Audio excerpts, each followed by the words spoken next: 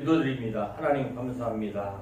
연약하고 어려워질 수밖에 없는 우리에게 사랑으로 찾아와 주시어서 예수 그리스도의 대속의 십자가를 통해서 하나님의 기쁨에 드리는 자녀로서 우리를 인쳐주심을 감사합니다. 항상 하나님의 인도하심을 즐거워하고 기뻐하고 감사하면서 그 기쁨을 마음껏 누리는 우리의 삶이 되게 하여 주시옵소서. 아멘. 우리를 통해서 하나님의 기쁨이 증거되기를 간절히 소망하며 아멘. 예수님 이름으로 감사하며 기도하옵나이다. 아멘. 오늘 말씀의 제목은 하나님을 기쁘시게 하자. 이 제목을 가지고 우리가 은혜를 나누어 보기를 원합니다. 하나님의 기쁨의 사람이 되기 위해서는 하나님이 원하시는 뜻을 잘 알아야 됩니다. 그 뜻을 알지 못하면은 하나님이 싫어하는 사람이 될 수가 있습니다.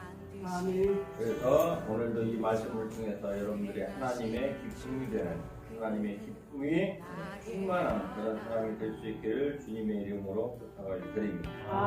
하나님이 원하시는 것은 바로 무엇이냐? 신령과 진정으로 그 하나님을 사랑하는 그런 자의 마음을 하나님 깊게 여기시는 줄로 있습니다. 구약의 제사를 보면은 율법적입니다. 뭔가 행위로서 하나님 앞에 나아가려고 하는 몸부림이 가득합니다. 그게 최고의 절정에 다다라가지고 마침표를 찍는 것이 뭐냐? 바로 예수님의 십자가의 죽으심입니다. 그걸로 인해 가지고 하나님의 기쁨이 무엇인가 라는 것들을 성경은 우리에게 분명히 말씀해 주고 있습니다. 시편 69편 31절 말씀에 보니까 소 곧 뿔과 굽이 있는 황소를 드림보다 여호와를 더욱 기쁘시게 하니 되라, 이렇게 말씀하고 있습니다. 그러니까 하나님의 의중을 우리가 충분히 생각을 해야 될 줄로 믿습니다. 그렇지 못하면은 우리가 황소의 그 힘센 황소 그것을 드림으로 인해서 하나님을 기쁘게 하실 것이다. 그 행위적인 어떤 신앙생활, 구원을 갖게 되면 상당히 하나님의 걸림목이 될 수가 있습니다. 그러나 우리가 복음으로 돌아와서 예수 그리스도 안에서 하나님께 예배하는 행위는 따지지도 묻지도 않고 하나님이 기쁘게 하시는 줄로 믿습니다. 그러면 어떻게 하면 하나님을 기쁘시게 할 수 있을까? 첫 번째로 로마서 8장 8절 말씀에 육신에 있는 자들은 하나님을 기쁘시게 할 수 없느니라. 그리고 육신에 있는 자들이라고 하는 것은 어떤 뜻을 의미할까요? 바로 율법의 행자들입니다. 행위로서, 도덕과 윤리로서, 자기 자신의 의로서 하나님 앞에 나아가기를 간절히 원하는 자들을 말씀하고 있습니다. 그런데 대부분의 크리스찬들이 그래요.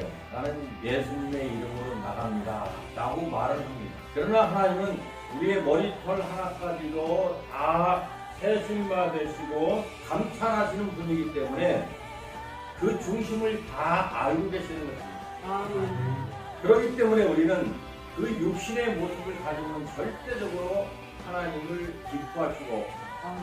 그것은 즉 결과적으로 무엇이냐? 하나님은 영이시기 때문인 줄로 믿습니다. 우리가 미국 사람을 상대하고 독일 사람을 상대하고 영국 사람을 상대하려면 그 나라 사람들의 문화와 언어를 가지고 접근해야 되는 것처럼 우리가 하나님의 기쁨이 되려고 하면은 육신의 것을 가지고서 하나님께 접근하면 하나님의 기쁨이 될 수 없다는 것입니다. 그래서 항상 살리는 것은 육이 아닙니다. 영이에요, 영이요. 성령. 그래서 예수님께서도 너희들이 하나님의 진정한 기쁨이 되기 위해서는 뭐라고 말했습니까? 성령을 쫓아 행하라. 그러면 육신의 일을 공모하지 않게 될 것이다. 이렇게 말씀하고 있습니다. 많은 사람들이 먹고 사는 이 세상의 문제 때문에 하나님의 큰 문제를 풀 수가 없는 것입니다. 그 순서가 바뀌어야 될 줄로 믿습니다. 하나님이 이 땅에서 사는 의식의 모든 문제도 중요시 여겨서 우리에게 날마다 일용할 양식을 주시는 것입니다. 지금 얼마나 오곡백과가 풍성한 천고마비의 계절 속에 우리가 살아가고 있습니다. 얼마나 행복하고 얼마나 감사한 일입니다. 이렇게 좋은 대한민국이라는 또 서울이라는 이곳에서 우리가 예배를 드린다는 것은 누구에게도 말할 수 없는 기쁨을 우리가 하나님 앞에 나아가야 될 줄로 믿습니다. 아멘. 만약에 오늘 예배드리는 이 시간이 여러분들에게 거침이 있고 근심이 있고 걱정이 있다면 그것은 바로 육신에서 벗어나지 못하는 걱정에 사로잡히기 때문인 줄로 믿습니다. 반드시 하나님이 영이시기 때문에 우리가 성령을 힘입어서 신령과 진정으로 하나님 앞에 나아갈 때 하나님의 기쁨이 될 수 있게 되는 줄로 믿습니다. 그러므로 우리는 육도 삶의 모든 것도 중요시 하나님이 아시고 계시기 때문에 그 모든 부분은 성령의 인도함을 따라서 우리가 풍부와 비천의 철들의 모든 일체의 비결을 사도 바울에게서 배워가지고 우리가 항상 자족하는 마음으로 기쁨을 가지고 하나님의 기쁨의 신앙생활이 되어야 될 줄로 믿습니다. 그러기 위해서는 우리가 항상 우선순위를 먼저 잘 정해야 돼요. 우리는 사소한 것 때문에 하나님의 기쁨의 관계를 다 깨져버립니다. 동네의 관계 때문에, 부모와 자녀 관계 때문에, 또 이웃의 관계 때문에 그 관계가 중요하기 때문에 하나님의 기쁨이 되는 관계를 갖다가 우리는 다 사거리 그냥 부숴버립니다. 예를 들면 친구끼리 그렇게 친한데 돈 문제로 인해 가지고 그렇게 신앙생활 잘하는 한교의 청년인데 그만 돈 그 만원의 문제 때문에 하나님의 기쁨의 관계가 깨져버립니다. 근데 여러분들은 이 시간에도 잘 알으셔야 됩니다. 만원이 중요합니까? 아니 1억이 중요합니까? 하나님의 기쁨의 관계가 중요합니까? 하나님의 기쁨의 관계가 중요하다고 생각하는 그 자체가 영의 생각, 하나님의 기쁨이 될 수 있는 조건인 줄 믿습니다. 1억이 중요하다고 생각하는 순간 그 사람은 오늘 로마서 8장 8절처럼 육신에 속한 사람이에요. 그래서 거기에 매이게 되면 절대 하나님의 기쁨이 될 수도 없고 그 친한 친구와의 신앙 관계도 다 깨져버립니다. 인간 관계도 다 깨져버립니다. 자기와의 관계도 다 깨져버립니다. 그 모든 것을 다 잃어버리는 거예요. 근데 바보들은 어때요? 그냥 눈에 보이는 거 10,000원 때문에 하나님의 관계를 무시해버리면 어때요? 친구하고 다투고, 가족 간에 다투고, 이웃 간에 다투고, 소송을 낸단 말이에요. 그건 육신에 속한 자들입니다. 그래서 절대 육신에 매여 있는 자들은 하나님의 기쁨이 될 수가 없는 것입니다. 많은 사람들이 오류를 범하는 게 그럽니다. 먹고 마시는 문제 때문에 어때요? 그 관계에 중요시 하다 보니까 하나님의 관계가 깨져버려요. 하나님의 기쁨이 될 수 없어요. 그러면 영으로 어떻습니까? 하나님의 관계도 깨지고 이웃의 관계도 깨지고 자기 관리에도 다 깨져버리는 거예요. 그래서 잠언 16장 7절 말씀에 정확하게 말씀하십니다. 사람의 행위가 여호와를 기쁘시게 하면 관계의 우선순위를 하나님께 두게 된다면 그 사람의 원수라도 그와 더불어 화목하게 하시느니라. 할렐루야. 이 말씀이 정답입니다. 얼마나 하나님의 기쁨이 되는 하나님과의 관계가 중요한가를 우리에게 굉장히 말해주고 있습니다. 또 중요한 관계가 어떤 관계입니까? 부부 간의 관계, 형제 관계, 가족 간의 관계, 더 나아가서는 이웃과의 관계 이렇게 나아가겠죠.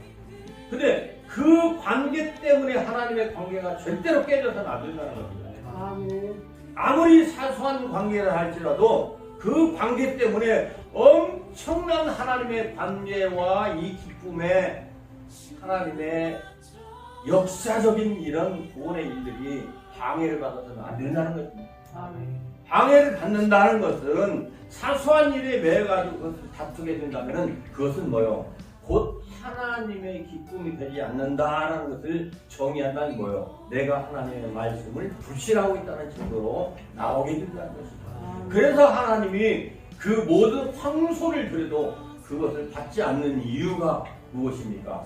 바로 육신에 속해 있기 때문입니다. 그래서 예물을 드릴 때도 예수님께서 어때요? 형제와 더불어 어때요? 화목하게 하고 아무 일 없이 다 해결한 후에 드리라는 겁니다. 근데 많은 사람들 순서를 바꿔가지고 하나님께 다 드려주면 어때요? 그냥 형제가 좋아질 것처럼 생각하고 그렇게 일하지 않습니다. 내가 아무리 손해를 보는 육신의 관계가 있다 할지라도 하나님의 기쁨의 관한 관계가 성립이 될 수 있다면 이것을 과감하게 포기를 할 수 있어요. 아멘. 우리는 이 비결을 가지고 이 세상을 이겨나가야 될 줄로 믿습니다.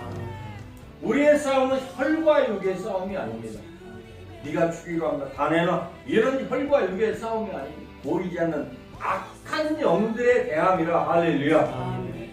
얼마나 크리스찬들이 지혜롭고 얼마나 크리스찬들이 이 세상의 빛과 소금이 돼야 되고 그만큼 하나님의 사명의 가치를 어마어마하게 보여받은 사람들로서 우리가 하나님을 대변할 때 하나님이 잘했다 하면서 칭찬해 주시고 그들에게 줄 것까지도 다 빼앗아가지고 우리에게 주는 그들의 모든 재산을 우리를 위해서 다 예비하신 하나님의 역사를 우리가 경험하고 있습니다. 아멘. 그래서 우리는 이제 사소한 일 때문에 네 것이냐 내 것이냐 이 일에 우리가 찾을 것이 아니고 설령 그것이 내 것이 안 될지라도 아니면 손해를 볼지라도 하나님의 기쁨이 될 수 있는 관계가 된다. 원수라도 화목하게 하는 하나님의 순환 원리를 통해서 여러분들이 축복을 받을 수 있기를 주님의 이름으로 간절히 부탁을 드립니다.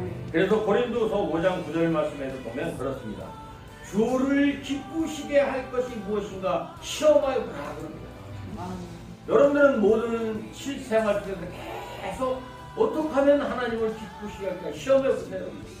시험하는 현실 속에서는 꼭 손해보는 것 같고 없는 데만 하나님의 뜻대로 실행해야 되고 또 손해보니까 양보해야 되고 또 내가 하나님의 사람으로서 부당한 이익을 당해야 되고 그런데도 어때요? 이런 시험을 통해서 하나님 어때요? 자기의 영광을 드러내요. 아멘. 그래야 하나님이 계심을 만방에 나타나기 때문인 줄 믿습니다. 그래서 우리는 뭐 하나님이 성령을 통해서 인도하신 대로 순종하면 되는 거야. 그러면 하나님이 어때요? 내게 능력 주시는 나에서 할 수 있도록 지혜를 주시고 입에 말을 주시고 행함을 주시는 줄 믿습니다. 이런 지혜가 여러분들에게 충만하게 하나님의 기쁨이 될 수 있기를 주님의 이름으로 간절히 부탁드립니다. 아멘. 자, 그 다음에 두 번째로 하나님의 기쁨이 되기 위해서 골로새서 1장 10절 말씀에 이렇게 말씀하고 있습니다. 주께 합당하게 행하여 범사에 기쁘시게 하고.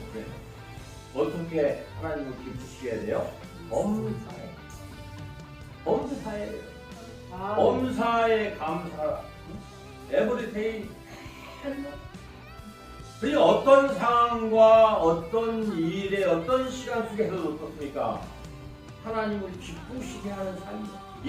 이게 빛과 소금의 역할입니다. 마치 비가 온다고 짜증을 내고 눈이 온다고 미끄럽다고 화를 내고 천둥이 친다고 시끄럽다고 소리를 지르고 이런 우리의 크리스찬의 삶의 라이프를 이제는 우리가 붙들어야 될 필요가 있습니다. 범사는 어떻습니까? 눈이 오나 비가 오나 천둥이 치나 상관이 없습니다. Only Jesus.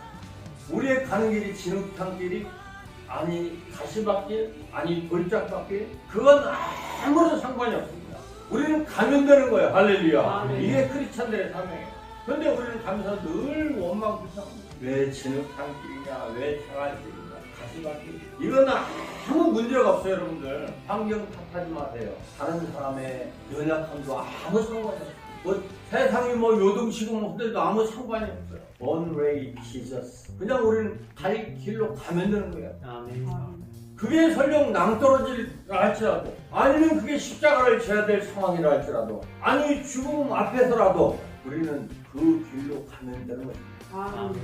범사의 우리의 모습이 이런 삶으로서 무장되어 있어요. 여러분 한 주 동안도 살아오면서 범사에 하나님을 기쁘시게 하는 삶이었는지 아니면 상황에 따라서 여러분들이 기쁨을 누렸는지 여러분 잘 분별해 볼 수 있기를 바랍니다. 오늘 본문 말씀에도 고린도서 5장 9절 그런즉 우리는 몸으로 있든지 떠나든지 그럽니다. 범사에 지금 살아있는 동안 설령 어때요? 이 세상을 떠나서 죽을지라도 어떻습니까? 그 순간까지 어때요? 항상 주를 기쁘시게 하는 자가 되기를 힘쓴다. 힘쓴다. 여기서 힘쓴다는 것은 무엇입니까? 그냥 뭐 앉아가지고 다 설렁설렁 하는 게 아닙니다. 뱃셋만에 동산에서 예수님이었어요. 땀방울이 핏방울이 되기까지 막 기도하는 그런 모습. 농부 같아요. 그 삽질을 하면서 곡괭이질을 하면서 땀을 잘 떨으면서 그 황무지를 개간하는 그런 용어를 이렇게 힘쓰는 그러니까 얼마나 우리가 하나님의 기쁨을 이루기 위해서 범사에 모든 시간마다 순간마다 상황마다 우리가 힘을 써야 되는 걸 성경은 우리에게 말씀하고 있습니다. 아멘. 이제 우리의 삶의 라이프 스타일이 바뀌어지기를 주님의 이름으로 축복합니다. 좋은 일 때만 우리가 하나님을 기쁘시게 하는 거예요. 범사에 할렐루야. 아멘. 범사. 왜 범사에 우리가 하나님을 기쁘시게 하는가? 데살로니가전서 2장 4절 말씀 보니까 오직 하나님께 옳게 여기심을 이루어. 이제 하나님이 인정하신 거예요, 그냥. 응? 우리의 행위에 상관없이 하나님의 옳게 여기심을 이루어 우리가 어떻습니까? 목사로 임명을 하고 전도사로 임명을 하고 사명자로 임명을 했기 때문에 복음을 위탁받았기 때문에 우리가 이와 같이 말함은 사람을 기쁘게 하려 함이 아니요 오직 마음을 감찰하시는 하나님을 기쁘시게 하려 함이라. 그러니까 형편없는 자들 하나님이 이렇게 엄청난 특권과 직분을 주셨으니까 우리는 그것을 낙용하지 말라는 겁니다. 사람의 기쁨 이루기 위해서 그냥 귀우 맞추고 살랑살랑 간신배들처럼 그렇게 하지 말라는 것이고요. 본문 앞에서는 하나님을 섬기는 것처럼 하면서도 나가서는 싸우고 네 것이냐 내 것이냐 따지지 말고 그렇게 하지 말라는 것입니다. 어떻게 하면 그 위대한 복음을 가진 자로서 가치 있게 살아가는 것입니다. 얼마나 너에게 큰 것을 줬는데 한마디로 너는 왕자고 너는 왕비인데 너 어떻게 거지고 너 속삭삭을 하냐 이런 말씀도 여기 포함되어 있는 거예요.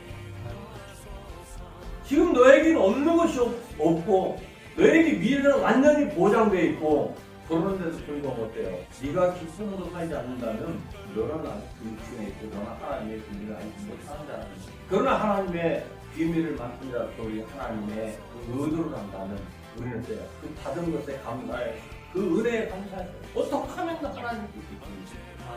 사랑하시는 여러분 내 상황에 맞지 않을지라도 환경이 그렇게 주어지지 않는다 할지라도 범사에 하나님을 기쁘시게 하는 여러분들이 되시기를 주님의 이름으로 특별히 부탁을 드리겠습니다. 자, 하나님이 뭐 잘나가지고 막 줘가지고 그렇게 부족해가지고 기쁨을 받으려고 할까? 물론 가정에서도 부모님도 마찬가지입니다. 그런 것이 아닙니다. 사도 바울도 말하고 있어요. 빌립보서 4장 18절에 내게는 모든 것이 있고 풍부한지라. 그런데도 불구하고 어때요? 에바브로디두를 통해서 너희가 준 것을 받음으로 어때요? 내가 풍족하니 이런 일들은 하나님이 받으실 만한 향기요 제물이고 하나님의 기쁨이 반드시 될 것이다. 할렐루야. 우리가 하나님께 드려지는 모든 삶도 그렇습니다. 하나님의 부족함을 채우려고 드리는 것이 아니에요. 아멘. 하나님에게는 모든 것이 완벽하게 완전하신 하나님. 우리가 드려지는 것이 오히려 하나님의 티끌이 될 수도 있어요. 먼지가 될 수도 있어요. 귀찮을 수도 있어요. 그러면 우리가 하나님께 기쁨을 드리는 것 그것은 무엇입니까? 우리가 하나님이 됨을 인정하는 순종하는 하나님의 자녀로서의 행인 줄로 믿습니다. 아멘. 여러분들이 자녀로서 또 부모로서도 마찬가지입니다. 부모님이 용돈이 없어서 드리는 것이 아니에요. 내가 돈이 많아서 드리는 것도 아닙니다. 그것은 어때요? 부모님이니까 드리는 거예요. 자녀에게 맛있는 것을 사주는 것도 없습니다. 자녀가 먹고 싶어서 그런 것이 아니라 자녀이기 때문에 내가 베풀어 주는 거예요. 이런 관계가 여러분들에게 잘 정립이 되면 정말 멋있어요. 아멘. 멋있어요. 잘해서 주는 것이 아니고 자녀이기 때문에 부모이기 때문에 내가 평생을 같이 섬겨주고 나가 하나님이 하나님 되심을 우리가 인정하는 생각입니다. 그 하나님은 그 자체로서 기쁨과 영광이 될 줄로 믿습니다. 아멘. 자, 그 다음에 마지막으로 하나님은 어떻게 기쁘시죠? 어떻게? 히브리서에 말씀합니다. 11장 6절 믿음이 없이는 하나님을 기쁘시게 못하나니. 하나님께 나아가는 자는 반드시 그가 계신 것과 또한 그가 자기를 찾는 자들에게 상 주시는 이심을 믿어야 할지니라. 자, 하나님의 기쁨이 되려면 믿음이 전제해야 됩니다. 신뢰, 믿음. 이게 전제되지 않으면 어떻습니까? 기쁨이 될 수가 없어요. 그래서 의심하면 어떻습니까? 절대 안 돼요. 가족관계도 마찬가지입니다. 조금 잘못한다고 해가지고 좀 실수한다 해가지고 의심을 하면 그건 율법입니다. 그 의심은 그 잘못하면 죽는 날까지 서로 실수하면서 방구 끼면서 살아가는 것이 인간의 삶입니다. 그걸 흉보고 비판하고 하면 절대 하나님의 기쁨이 될 수가 없습니다. 신뢰, 하나님의 통치 속에서, 하나님의 인도하심 속에서, 하나님의 신실한 약속 속에 있기 때문에 반드시 그 예수님이 보증을 해주셨기 때문에 반드시 다 잘 될 거라 하는 메시지를 보냅니다. 우리도 마찬가지입니다. 어떻게 하나님의 기쁨이 될 수 있을까요? 그것은 하나님에 대한 신뢰, 전지전능하심의 하나님의 속성에 대한 우리의 믿음입니다.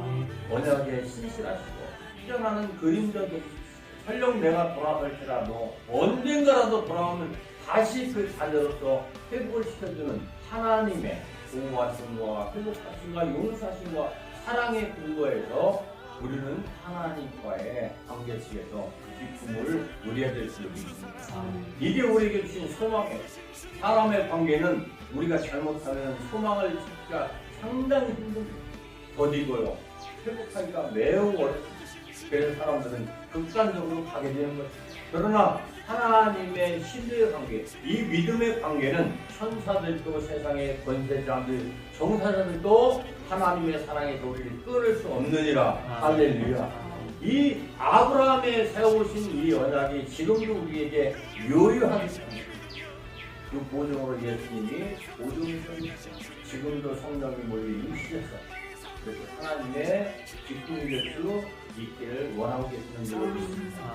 그러므로 하나님의 약속에 대한 믿음의 신뢰성을 여러분들이 돈독히 하시기를 주의 이름으로 축복합니다. 이 말씀에 결론을 맺겠습니다. 에녹은 히브리서 11장 5절입니다. 에녹은 믿음으로 죽음을 보지 않고 옮겨졌으니 하나님을 그를 옮기심으로 다시 보이지 아니하였느니라. 그는 옮겨지기 전에 하나님을 기쁘시게 하는 자라 증거를 받았느니라. 할렐루야.